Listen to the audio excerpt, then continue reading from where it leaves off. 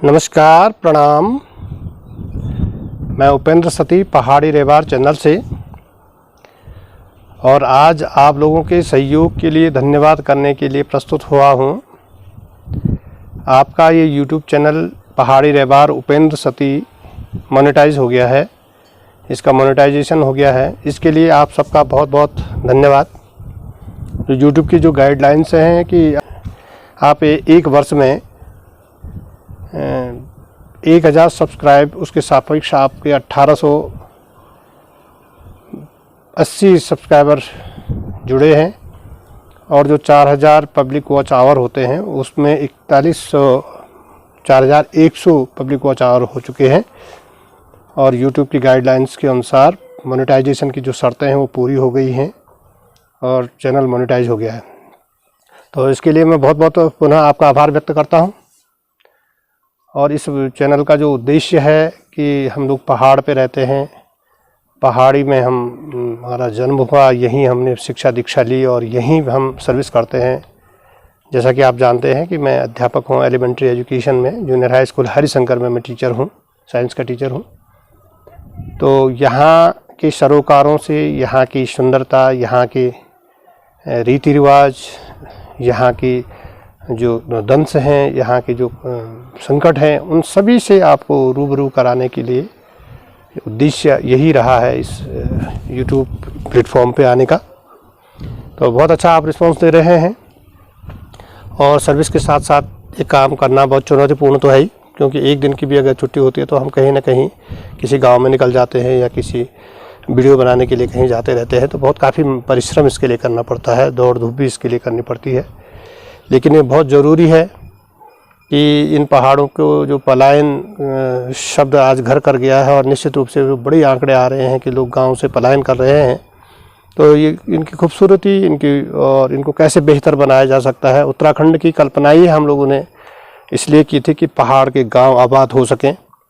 और अगर जैसे जो क्रांति 2000 के बाद आई है, राज्य बनने के बाद सड़कें बनी हैं, और वो सड़कें अगर पहले बन चुकी होती, गांव तक गांव को कनेक्टिविटी होती, तो इतना ज़्यादा पलायन नहीं होता। अब तो जो सड़कें बन रही हैं गांव तक, वो पलायन करने के लिए आसान हो रही हैं, ऐसा लोगों का कहना है। लेकिन ऐसा भी नहीं है।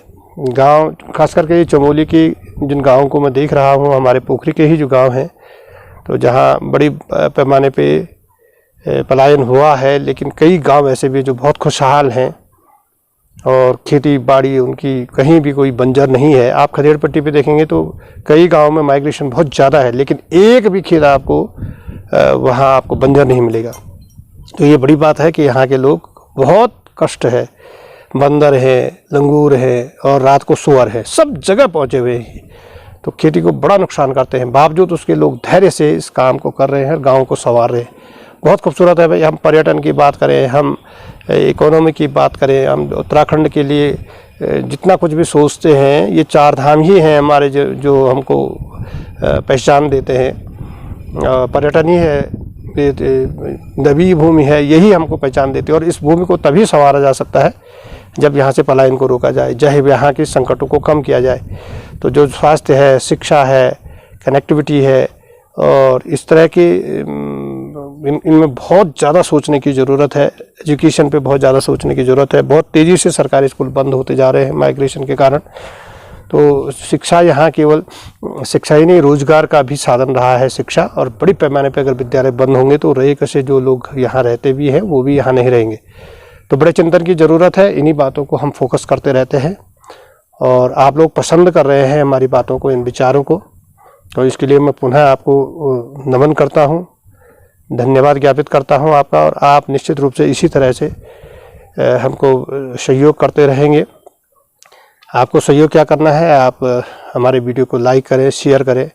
और जिन लोगों ने इस चैनल को अभी तक सब्सक्राइब नहीं किया है, क्योंकि आप लोग दूसरे माध्यम से इस वीडियो को देखते हैं, आप फेसबुक पे देखते हैं, आप व्हाट्सएप पे देखते हैं, किसी ग्रुप में देखते हैं, आप वहीं पे उसको वीडियो को देखते हैं, तो उससे आप यूट्यूब पे नहीं जा पाते हैं। तो आप निश्चित रूप से अगर किसी दूसरे मीडियम से उसको देख रहे हैं, तो जो यूट्यूब का आइकन आता है उसको आप क्लिक करें, और फिर यूट्यूब में जा कर के फिर आप चैनल को सब्सक्राइब करें। एक नीचे से सब्सक्राइब सदस्य बने, हिंदी में सदस्य बने लिखा रहता है और इंग्लिश में सब्सक्राइब लिखा रहता है। तो अभी तक बहुत सारे व्यूअर्स जो हमारे हैं वो 25 वर्ष से ऊपर के हैं, और जो बातें मैं कर रहा हूँ, जो बातें लोगों को पसंद आती हैं, उनका वो देखने वाले भी 50 वर्ष से ऊपर के ज़्यादा लोग हैं, लेकिन उनको टेक्नोलॉजी का इतनी जानकारी नहीं है, वो सब्सक्राइब नहीं कर पा रहे हैं।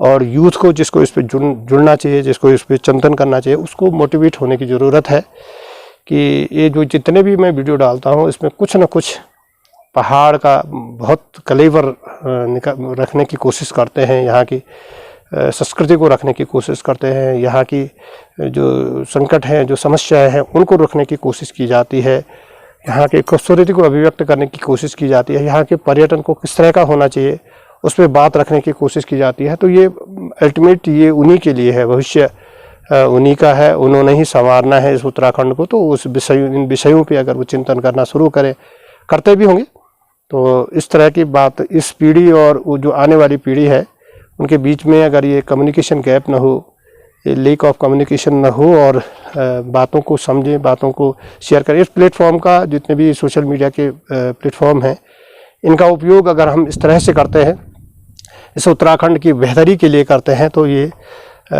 सबके लिए हितकारी होगा। और बहुत उत्साह भी होता है जब हम चलते हैं, अपने गाँव तक चलते रहते हैं, उन लोगों की बातों को समझते रहते हैं, लोगों के, क्योंकि हर गांव विविधता है, हर गांव में विविधता है और हर गांव की एक विशेषता है, एक यूनिक है प्रत्येक गांव। तो सब गांव एक जैसे नहीं है, हर जगह का अलग अलग तरीके से लोग अपने रह रहे हैं और अलग अलग तरीके की मान्यताएं हैं, अलग अलग तरीके से अपने गाँव को संवार रहे हैं, और सबसे सीखने की ज़रूरत है, सबको संरक्षित करने की ज़रूरत है, सीखने की ज़रूरत है। तो मेरी कोशिश होगी कि मैं जब भी मुझे समय मिले तो मैं इस पोखरी नागपुर विकास खंड की से भी इतर अन्य जगह भी जाता रहूं और आपको इस खूबसूरती को दिखाता रहूं। मेरी कोशिश, कई बार मुझे सजेस्ट किया गया है कि वास्तव में आप जब आप गढ़वाल के हैं तो गढ़वाली में बोलें। तो एक तो हमारी गढ़वाली बड़ी सब लोगों की समझ में नहीं आ पाती है, स्टैंडर्ड गढ़वाली नहीं है हमारी, और दूसरा ये है कि उससे रीच कम होती है। जो लोग बाहर के देखना चाहते हैं तो वो उस भाषा को समझ नहीं पाते, उसकी दिक्कत से फिर देखते नहीं हैं यूट्यूब चैनल को। तो इसलिए मैं कोशिश करता हूं कि वो हिंदी में भी हो और वो गढ़वाली में भी हो, जहां पे भी ज़रूरत पड़े गढ़वाली में भी हो, क्योंकि बहुत सारे लोग बाहर हैं जो गांव से प्रेम करते हैं और चाहते हैं कि हम अपने गांव जाएं। तो अगर गांव नहीं जा सकते हैं तो गांव तक हम उनको ले जाने की कोशिश करते हैं, और वही लोग ज़्यादा तक चाहते हैं कि हम गढ़वाली में ही बात करें, ताकि वो जब बाहर रहते हैं तो उनके अपनी मातृभूमि की खुशबू आ सके, वो महसूस कर सकें कि हम अपने ही गांव में हैं। और हम उनके गांव में होते हैं लेकिन हिंदी में बात करते हैं तो उनको थोड़ा सा वो कनेक्ट नहीं हो पाते हैं। तो मैं कोशिश करूंगा कि जितना भी हो सके तो अपनी बोली भाषा में, अपनी गढ़वाली में भी मैं इन बातों को रखने की कोशिश करूँगा, और हिंदी में भी अगर इस बात को रखूँगा तो आप उसको अन्यथा न लें, क्योंकि इससे कई बार ऐसा है कि उत्तराखंड की इन खूबसूरती को अगर कोई तमिलनाडु का देखना चाहता है या कोई बंगाल का देखना चाहता है या बाहर का देखना चाहता है और हिंदी उसको आती है, हिंदी जो कि हमारी पहली भाषा है, राष्ट्रभाषा है, तो उसको समझने में इतनी दिक्कतें नहीं आती हैं और कई बातों को हमारी समझ सकता है, उसको संप्रेषित कर सकता है, एक दूसरे को पहुँचा सकता है। तो इन्हीं बातों को करने के लिए मैं आपके ही सामने आया हूँ, और बहुत शॉर्ट टाइम में एक सर्विस क्लास जो कि बहुत कम उसके पास अवकाश होता है, उसके बावजूद भी मैंने ये 13 अगस्त से, सीरियसली 13 अगस्त से 2022 से शुरू किया था एक ब्लॉग बनाना। मेरे एक साथी ने कहा था कि यार तुम फेसबुक पे करते रहते हो तो आप एक ब्लॉगिंग करो, तो तब मैंने ये ब्लॉग बनाना शुरू किया था 13 अगस्त से 2022 से, और 14 अप्रैल 2023 को जो ये नॉर्म्स थे ये मैंने पूरे कर लिए और ये चैनल मोनेटाइज हो गया है। तो इसके लिए बधाई है सब लोगों को। आपका अपना चैनल है पहाड़ी रहबार उपेंद्र सती, और कई लोगों को दिक्कत आती है अगर चैनल को ढूंढने में, तो आप उपेंद्र सती नाम टाइप करें, उपेंद्र सती यूट्यूब पे आप सर्च करेंगे तो उपेंद्र सती रहबार करके आता है, और उसको अगर क्लिक करते हैं तो पहाड़ी रहबार उपेंद्र सती चैनल खुलता है। 137 वीडियो मैंने इसमें अब तक डाल दिए हैं, जिनमें बहुत सारे वीडियो, बहुत सारी जानकारियाँ और बहुत सारी समस्याओं को इंगित करते हैं, और बहुत सारे सुझाव भी इसमें हैं कि आप इस उत्तराखंड को कैसे संवार सकते हैं, क्योंकि ये उत्तराखंड बड़ी शहादतों से मिला है भाई। 40 से अधिक लोगों ने शहादत दी है, लंबा संघर्ष किया है। और जो लोग इस दौर में रहे हों, जिन्होंने उत्तराखंड आंदोलन देखा हो, तो मेरे ख्याल से विश्व में इस तरह का अद्भुत आंदोलन जिसमें कि 100% जनता की भागीदारी थी। जब हम यहाँ पोखरी में उसका नेतृत्व करते थे तो आसपास के गांव में जब हम रैली करते थे तो आसपास के गांव में लोग घरों में एक एक आदमी छोड़ते थे, और बाकी बूढ़े से लेकर के 103 साल की उम्र की हमारी माता सहित और बच्चे सहित सब लोग आंदोलन में आते थे। छोटे छोटे कस्बों में बड़े बड़े आंदोलन हुआ करते थे, बहुत बहुत गैदरिंग होती थी। मतलब याद करते हैं तो, और फिर वो मुजफ्फरनगर कांड जब याद आता है तो रोंगटे खड़े हो जाते हैं। कर्फ्यू लगा था उत्तराखंड में, पहली बार पहाड़ में गांव में कर्फ्यू लगा था। तो ये भी इतिहास है, इतिहास ही रहेगा, दोबारा कभी ऐसी स्थिति आ नहीं पाएगी। तो इतने संघर्षों से जो उत्तराखंड को बनाया है, और इस उत्तराखंड में हल्की भाषा हो जाएगी कि लूट मची है, लेकिन कोई अतिशयोक्ति भी नहीं है।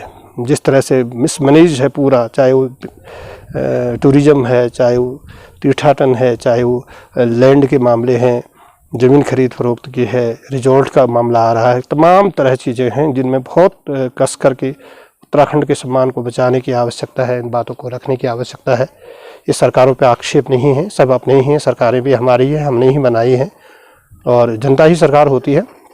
तो इन चीज़ों पे गंभीरता से सोचने की आवश्यकता है और इस खूबसूरती को बरकरार रखने की आवश्यकता है। तमाम चुनौतियां हैं, उन चुनौतियों को भी हम दूर करना है और अपने आने वाली पीढ़ी के लिए इस खुशहाल उत्तराखंड को खुशहाल ही बना के रखना है। तो ईश्वर इसमें मदद करे, सब लोग इस ओर सोचते रहें और सोचते ही हैं। पुनः मैं सब लोगों का बहुत बहुत धन्यवाद करता हूँ। प्रणाम, नमस्कार।